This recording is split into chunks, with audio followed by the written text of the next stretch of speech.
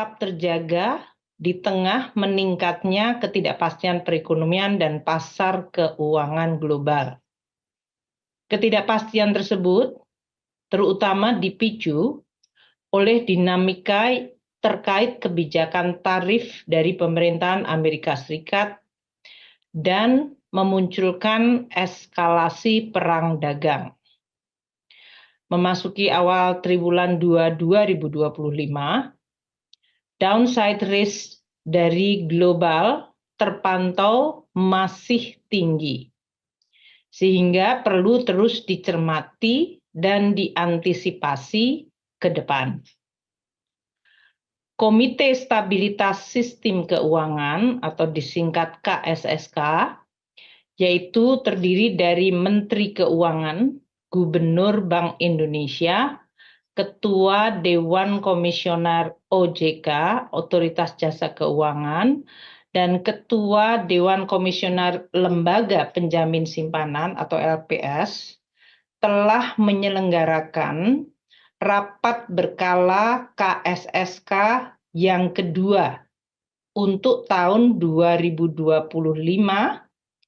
Rapat tersebut diselenggarakan pada hari Kamis 17 April 2025. Rapat menyepakati untuk terus meningkatkan kewaspadaan serta memperkuat koordinasi dan kebijakan dari lembaga-lembaga anggota KSSK di dalam upaya untuk memitigasi potensi dampak rambatan faktor risiko global dan sekaligus meningkatkan upaya untuk memperkuat perekonomian dan sektor keuangan dalam negeri. Pada triwulan 1 2025, ketidakpastian perekonomian global meningkat yang didorong oleh kebijakan tarif impor pemerintah Amerika Serikat. Kebijakan tersebut telah menimbulkan perang tarif dan diperkirakan berdampak negatif terhadap pertumbuhan ekonomi, baik perekonomian Amerika Serikat sendiri, kemudian perekonomian Tiongkok yang dianggap sebagai dalam hal ini yang berhadapan dengan Amerika, dan perekonomian secara global, dengan memicu peningkatan ketidakpastian pasar keuangan global dan ketidakpastian di dalam tata kelola perdagangan dan investasi antar negara. Kebijakan dan ketidakpastian tersebut telah mendorong perilaku risk aversion atau penghindaran risiko dari para pelaku usaha termasuk pemilik modal, serta menyebabkan penurunan dari yield US Treasury dan perlemahan indeks mata uang dolar Amerika Serikat atau disingkatnya DXY atau DXY. Hal ini terjadi di tengah peningkatan ekspektasi penurunan Fed Fund Rate atau FFR. Aliran modal dunia mengalami pergeseran dari Amerika Serikat ke negara dan aset yang dianggap aman atau safe haven assets, terutama aset keuangan di Eropa dan Jepang, serta ke komoditas emas. Sementara itu, aliran keluar terjadi dari modal dari negara-negara berkembang yang berlanjut, sehingga menimbulkan tekanan terhadap perlemahan mata uang di berbagai negara berkembang. Di dalam World Economic Outlook atau WEO bulan April 2025, baru 2 hari yang lalu, IMF telah menyampaikan proyeksi pertumbuhan ekonomi global yang menurun atau dikoreksi ke bawah, yaitu pertumbuhan ekonomi 2025 diperkirakan hanya pada tingkat 2,8%. Dan pertumbuhan ekonomi dunia 2026 pada tingkat 3%. Proyeksi terbaru IMF tersebut menunjukkan penurunan dari proyeksi sebelumnya, yaitu untuk tahun 2025, koreksi ke bawah pertumbuhan ekonomi global mencatat 0,5 persen poin atau 0,5 percentage point. Sedangkan untuk ini dibandingkan dengan proyeksi sebelumnya. Jadi dalam hal ini untuk tahun 2025 yang sekarang 2,8%, sebelumnya IMF memperkirakan pertumbuhan ekonomi dunia adalah di 3,3%. Sedangkan untuk 2026 penurunan proyeksi sebesar 0,3 percentage point. Penurunan proyeksi ini dipicu oleh dampak langsung dari eskalasi perang tarif, jadi kenaikan tarif oleh Amerika Serikat yang menimbulkan retaliasi atau kemudian penurunan aktivitas dari perdagangan antar negara, dan itu merupakan dampak langsung. Namun kebijakan dari pengenaan tarif oleh Amerika Serikat yang disebut resiprokal juga menimbulkan dampak tidak langsung, yaitu dalam bentuk disrupsi rantai pasok, ketidakpastian di dalam perdagangan dan investasi, dan memburuknya sentimen dari pelaku usaha terhadap prospek ekonomi. Proyeksi ekonomi bulan April dari World Economic Outlook IMF juga menunjukkan koreksi terhadap berbagai negara. Untuk negara-negara seperti Thailand, koreksi pertumbuhan ekonomi bahkan mencapai 1,1 percentage point. Vietnam dikoreksi ke bawah 0,9 percentage point. Filipina 0,6 percentage point dan Meksiko dikoreksi ke bawah sebesar 1,7 percentage point. Indonesia juga mengalami koreksi dari outlook pertumbuhan menurut IMF di tahun 2025 ini menjadi 4,7%, artinya koreksi sebesar 0,4 percentage point. Koreksi ini lebih rendah dibandingkan koreksi terhadap negara-negara yang tadi telah saya sampaikan, di mana exposure dari perdagangan internasional mereka lebih besar dan dampak atau hubungan dari perekonomian mereka terhadap Amerika Serikat juga lebih besar. Pemburukan dampak dari perang tarif semakin dirasakan dengan langkah Tiongkok yang mengumumkan retaliasi. Meskipun lebih banyak negara-negara yang merespon kebijakan tarif resiprokal Amerika Serikat melalui jalur diplomasi atau negosiasi. Langkah retaliasi semakin merenggangkan hubungan dagang antara Amerika Serikat dan RRT. Akibatnya, kedua negara tersebut sudah meningkatkan tarif hingga di atas 100%. Tentu ini akan menambah resiko dalam bentuk kenaikan inflasi dan perlemahan atau bahkan penurunan pertumbuhan ekonomi Amerika Serikat. Perkembangan selanjutnya, pemerintah Amerika Serikat, Presiden Donald Trump, menunda pemberlakuan tarif resiprokal selama 90 hari untuk negara-negara yang tidak melakukan retaliasi. Namun, terhadap negara-negara tersebut, tarif dasar yang sifatnya universal, yaitu 10%, tetap diberlakukan. Pada triwulan 1 2025, ekonomi Tiongkok masih mengalami pertumbuhan yang baik, bahkan lebih baik dari perkiraan sebagian besar para ekonom.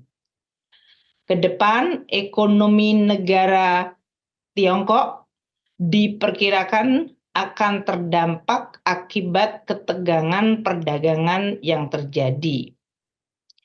Berdasarkan perkembangan tersebut, Indonesia akan terus meningkatkan kewaspadaannya di dalam menghadapi dinamika perekonomian global ini. Pemerintah akan terus aktif melakukan mitigasi awal, termasuk melalui proses negosiasi dan komunikasi dengan pemerintah Amerika Serikat, dan juga sesuai arahan dan instruksi Presiden Prabowo melanjutkan deregulasi, terutama dengan menghilangkan hambatan non-tarif antar berbagai seluruh kementerian lembaga. Selain itu, upaya untuk terus meningkatkan dan memperkuat domestic demand atau permintaan domestik agar tetap terjaga melalui kebijakan fiskal dan moneter yang terkoordinasi dengan selaras.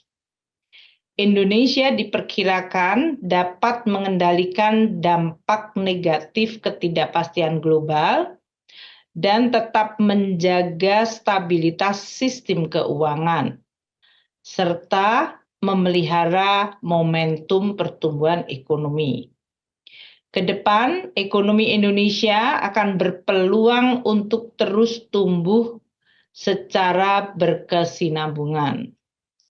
Pertumbuhan ekonomi Indonesia triwulan 1 2025 diperkirakan tetap positif meskipun ketidakpastian global mengalami kenaikan. Konsumsi rumah tangga tetap baik yang didukung oleh belanja pemerintah, terutama dalam bentuk pembayaran tunjangan hari raya THR, belanja sosial, dan berbagai insentif lain yang diberikan menjelang atau pada bulan pertama hingga bulan ketiga tahun 2025 dan menjelang Idul Fitri 1445. Selain itu, keberlanjutan dari proyek-proyek strategis nasional di berbagai wilayah dan meningkatnya konstruksi properti swasta diperkirakan meningkatkan kinerja investasi. Investasi swasta masih baik didukung oleh keyakinan produsen yang terlihat pada aktivitas manufaktur Indonesia yang masih pada zona ekspansif. Investasi khususnya non-bangunan tetap menopang pertumbuhan ekonomi yang tercermin dari meningkatnya impor barang modal, terutama impor alat-alat berat. Sementara itu, dilihat dari kinerja ekspor, diperkirakan juga tetap baik, didukung oleh ekspor non-migas yang meningkat pada bulan Maret 2025, terutama komoditas CPO, besi dan baja, serta mesin dan peralatan elektrik. Pemerintah juga aktif menjajaki potensi perluasan ekspor produk-produk unggulan di pasar ASEAN Plus 3, BRICS, dan di Eropa di tengah kebijakan tarif resiprokal yang diterapkan oleh Amerika Serikat. Dengan mempertimbangkan berbagai faktor tersebut, pertumbuhan ekonomi Indonesia pada tahun 2025 diperkirakan tetap akan mencapai sekitar 5%. Nilai tukar rupiah tetap terkendali didukung oleh kebijakan stabilisasi Bank Indonesia di tengah ketidakpastian pasar keuangan global yang meningkat. Nilai tukar rupiah pada tanggal 27 Maret 2025 tercatat Rp16.560 per dolar Amerika Serikat. Ini menguat 0,12% point to point dibandingkan dengan level akhir Februari 2025. Meskipun demikian, tekanan terhadap nilai tukar rupiah terjadi di pasar offshore non-deliverable forward atau NDF pada saat Indonesia mengalami libur panjang, sehingga pasar domestik dalam rangka Idul Fitri dalam hal ini tidak terbuka, namun yang bergerak adalah di pasar offshore. Dengan tarif resiprokal Amerika Serikat, NDF mengalami tekanan. Bank Indonesia pada tanggal 7 April 2025 melakukan intervensi di pasar offshore NDF secara berkesinambungan, terutama di pasar Asia, Eropa, dan New York untuk menstabilkan nilai tukar rupiah dari tekanan global yang tinggi. Respon kebijakan Bank Indonesia ini memberikan hasil positif, tercermin dari perkembangan rupiah yang terkendali dan menguat menjadi pada tingkat Rp16.855 per dolar Amerika Serikat, yaitu pada tanggal 22 April 2025, dibandingkan dengan level 16.865 pergerakan rupiah yang terjadi pada hari pertama pembukaan pasar domestik sesudah libur panjang, yaitu tanggal 8 April 2025. Pergerakan rupiah masih sejalan dengan perkembangan mata uang regional lainnya dan berada dalam kisaran yang sesuai dengan fundamental ekonomi Indonesia di dalam menjaga stabilitas perekonomian. Kedepan, nilai tukar rupiah diperkirakan stabil, didukung komitmen Bank Indonesia dalam menjaga stabilitas nilai tukar rupiah, imbal hasil yang menarik, dan inflasi yang rendah, serta prospek pertumbuhan ekonomi Indonesia yang tetap terjaga baik. Di bidang inflasi, indeks harga konsumen atau IHK bulan Maret 2025 tetap rendah dan hal ini menunjukkan tingkat yang menjaga stabilitas perekonomian. IHK pada bulan Maret 2025 mengalami kenaikan sebesar 1,03% year on year, di mana inflasi inti tetap terkendali sebesar 2,48% year on year. Hal ini sejalan dengan konsistensi suku bunga kebijakan Bank Indonesia atau BI Rate untuk mengarahkan ekspektasi inflasi. Inflasi kelompok volatile food tercatat sebesar 0,37% year on year. Ini tingkat yang menurun dibandingkan inflasi bulan sebelumnya sebesar 0,56% year on year.